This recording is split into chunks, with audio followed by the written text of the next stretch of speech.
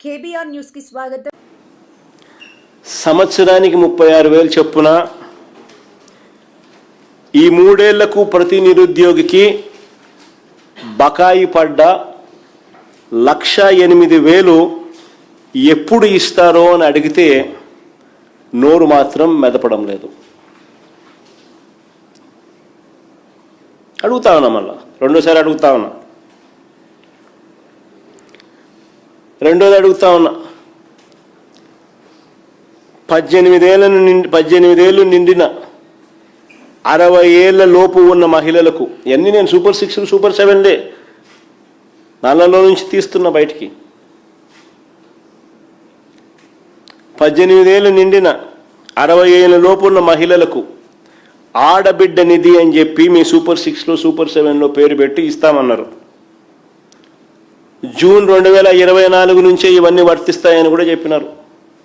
మీరు ఇచ్చిన బాండ్లు చూసినా, మీరు ఇచ్చిన అడ్వర్టైజ్మెంట్లు చూసినా అన్నీ కూడా జూన్ 2024 నుంచే స్టార్ట్ అయిపోతాయన్నారు. ప్రతి నెల 1,500 ఇస్తామన్నారు. ఏడాదికి 18,000 ఇస్తామన్నారు. 3 ఏళ్లకు గాను ఒక్కొక్కరికి 54,000 బాకీ. ఒక్కొక్క మహిళకు 18 ఏళ్ళు నిండిన మహిళకు ఒక్కొక్కరికి ఏకంగా 54,000 బాకీ.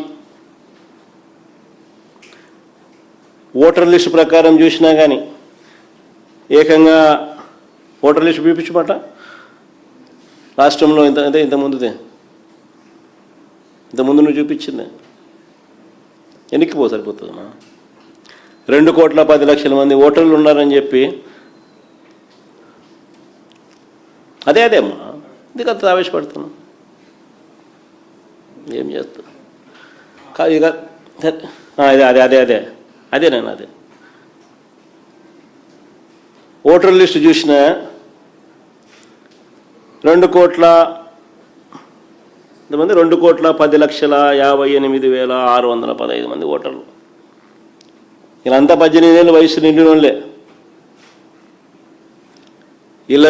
ఇళ్లలో నుంచి ఒక 60 ఏళ్ళు నిండిన వాళ్ళను తీసేస్తే 1,80,00,000 మంది ఉన్నారు.